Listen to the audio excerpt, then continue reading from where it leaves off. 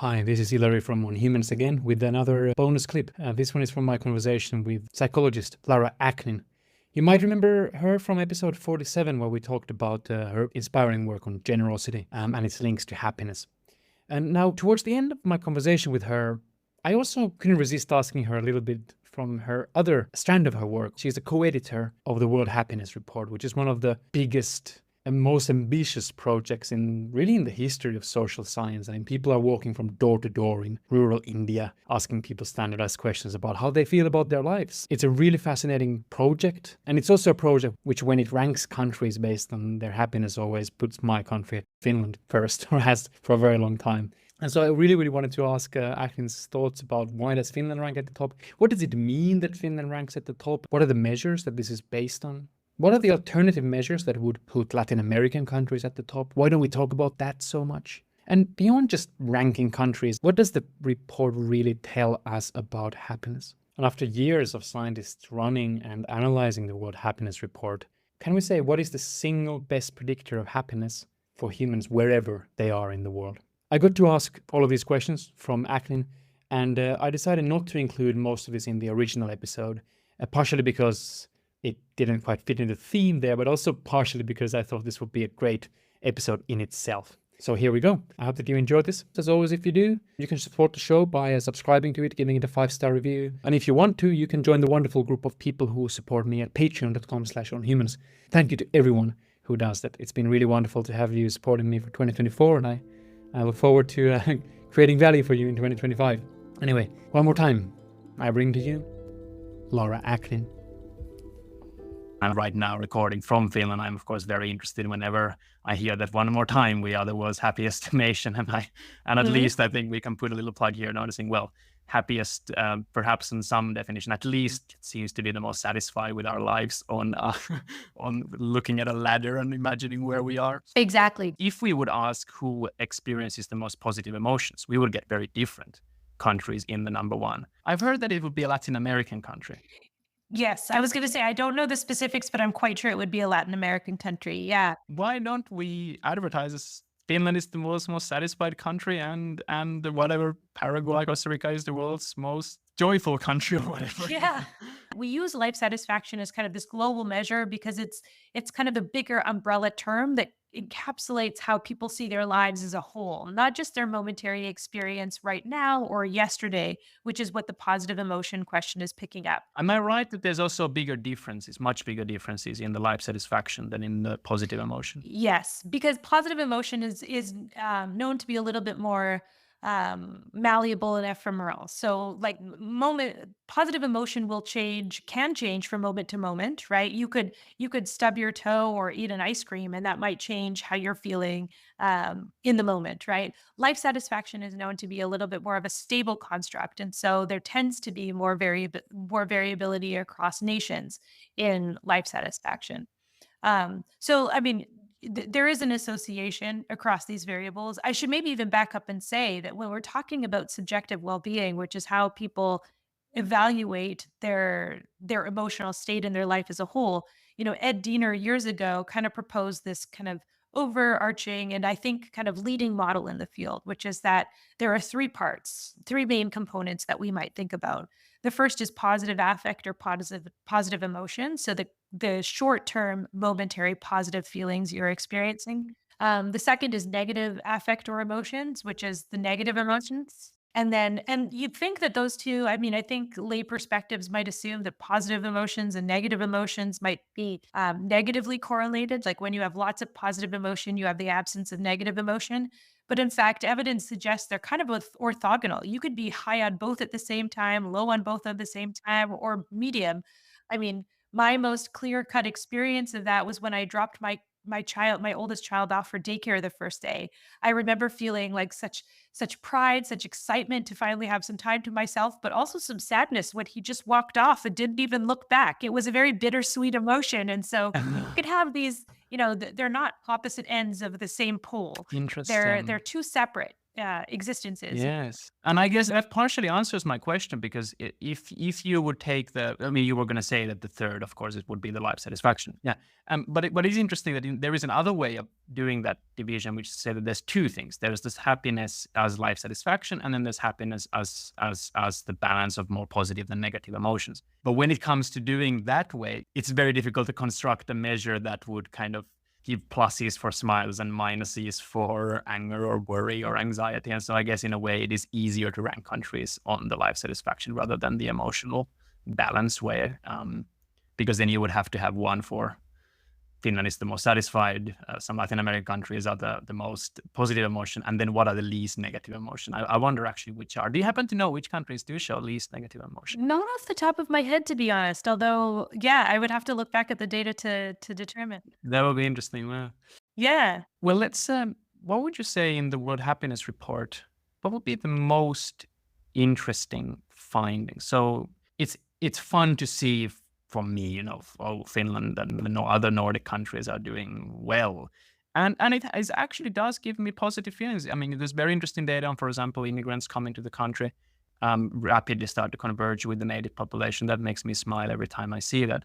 But what's the can we get some lesson? Can we find some pattern, something that is more cross-culturally important than the Nordic countries do well? And the Latin American countries smile a lot, Have you, when you've looked at these reports year after year, are there things that you would say that we've actually learned? Well, I mean, I think some of the lessons might extrapolate a little beyond that question to first and foremost. I mean, I find it important to recognize that we can reliably measure subjective well being, that it is predicted by certain consistent things, and that it can predict many important things. And for me, that is valuable because, one of the reasons I contributed to the World Happiness Report originally and I remain on as an editor is because I think, for years, countries, think tanks, charities, institutions were guided by other ideas of how we can track our progress and how we can track how life is going for people, using indicators like GDP per capita as a hopeful proxy for how people are doing with their lives or how countries are thriving, based on the premise that this is going to triangulate on how citizens experience their day to day. And what I think the science of well-being or the science of happiness is starting to show us is that no, we have some reliable, meaningful metrics that can capture this directly. We don't need to grope around this elephant to assess the question of interest. We can ask people directly. We can see some consistent, sensible data emerge from it, and we can use policy. We can use that to make some policy decisions. Yeah. So what are the patterns that do emerge? What are the policies that we get out of it? Oh, well, yeah. So I think there are some kind of notable predictors of happiness that we are not surprised to see, that people who experience higher levels of health or anticipated health expectancy report higher levels of well-being across countries. The GDP per capita matters, that countries, with more fiscal financial resources often report higher levels of well-being. Yeah, that's it. Finland has the lowest GDP per capita of the Nordic countries. Just saying. There you go. So, but I think it also emphasizes some really important predictors that I think sometimes people write off as perhaps soft science or secondary, and it illustrates how important they are. One of them is generosity. Okay. So can you see that in the World Happiness Report? Oh yeah, it around the globe. I don't think Finnish people are particularly generous. They're not, at least not on this metric that we use. So the Gallup World Poll data captures 3 forms of benevolence across the world consistently. So have you donated to charity in the past month? Have you volunteered? And have you helped a stranger? The donation variable is the one that is often used in these large international comparisons. Finland does not rank especially high on that. But when you step back and you ask about larger lessons of humanity and what we can extrapolate it, I think it's not just that we can accurately measure people's self-reported enjoyment of their lives and that we can use that to make decisions, but that there are some things that are quite consistently predicting well-being around the globe.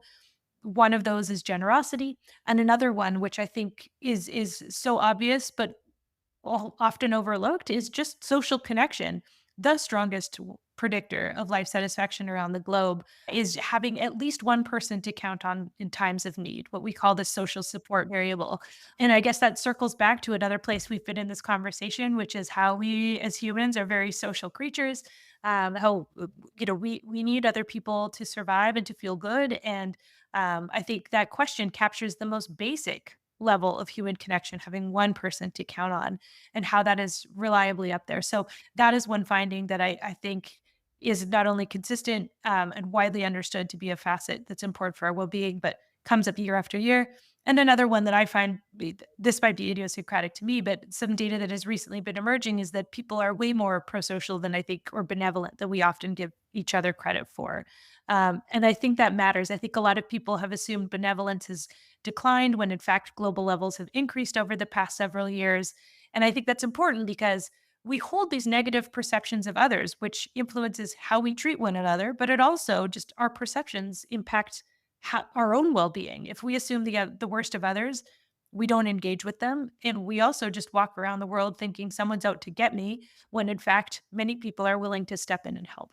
Well, this brings us back to Chris Anderson. I mean, he was behind this famous mystery experiment where they give a pretty substantial amount of money to people, and just like, you spend it how you do, just report what you do. And Right. so much of what people do is help someone in need. Helps some people literally donating to charities, some people giving to a friend who has cancer, etc. I cannot let you off the hook though. I do need you to tell me why Finland ranks number one. Oh, Or let us make it easier. Why do the Nordics rank in the top? I think there are a lot of answers. Personal freedom, lack of inequality. I think a lot of it has to do with lack of inequality. I think it's a way more equal society. I think that reflects a care and concern for your neighbors, and I think it builds a care and concern for your neighbors when there's not this gross competition about who has more, who has less. When I was visiting last year, I remember one of the first messages I sent to my partner back home was just, you can see the absence of inequality. Like, I walked all around the city and I don't see any, I'm not seeing giant mansions, and I'm not seeing people on the street. I'm not seeing expensive cars driving down the street, and I'm not seeing people asking for assistance on the road. There's an investment in your community and in your neighbors, and I think that goes very far. I also might think it have something to do with the fact that the Cantrell ladder, this is one of these interesting features of the question. It asks people to rate themselves where they fall on this ladder, from the best possible life at the top to the worst possible life at the bottom. And one detail in that question that is often overlooked is people's expectations matter, right? So I think when you grow up in a more equal society where there isn't this steep gradient between what success and opulence looks like at the top and what poverty looks like at the bottom, you might have way more reasonable expectations. Maybe a fully satisfied, wonderful life is, having paid family leave after a child's born. Maybe it's having a secure house and a job you enjoy and colleagues you like. And a little cottage by the lake. Don't forget Right. that. Yeah. But also, it doesn't need to be 3 Ferraris and a house with an elevator, right? Oh, no. The cottage doesn't even have running water. Exactly. There you go. And so perhaps it's a little bit more of a modest, reasonable expectation. So I don't know if there's one answer. I think it's kind of a perfect storm of perhaps many different things. Yeah. I do also think that what's interesting and important to say for people who are very liberty orientated and who might not typically think of the Nordic countries as such. I mean, when you ask people how much freedom do you feel you have about your life, that's also one where all the Nordics come at the very top. And so I do think that probably is an important part of the puzzle. Yeah. And I think there's so many fascinating features there, because you might think that, paying such a high portion of your income to the social safety net would be hindering and strip away your liberties and freedoms. But I think there's a way of seeing it on the reverse, which is that this social safety net gives people the freedom to, take a step back. If you don't like your job, if you don't like your current situation, you have the freedom to disengage and make it an informed choice instead of be locked into this difficult path. So true. I mean, this is kind of random. I remember listening to Thomas Piketty talk about why he focused on wealth inequality more than income inequality. And he said that the fact is because if you're wealthy, you can leave a job. Actually, if you have high income and low wealth, you're really stuck because you can't leave the job because you're dependent on it.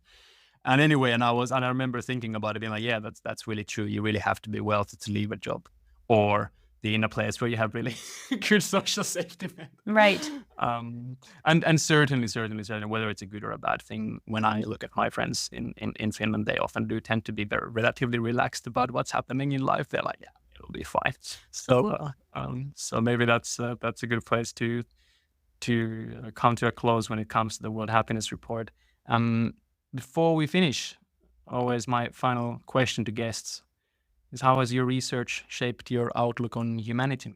For the better. I think my personal choices lean way more pro-social than I think perhaps they would have years ago. So whenever I like to think that my default, if I were gifted 70 euros, would be to think about how I can spend it on others. It's become more of a knee-jerk reaction to me, or at least just more salient, more top of mind. But I also think this research emerging from my lab and elsewhere and in the World Happiness Report demonstrating the benevolence of others, the prevalence of benevolence just out there, has made me much more optimistic and positive about the world around us than I think I perhaps may have been the more cynical university student before I started.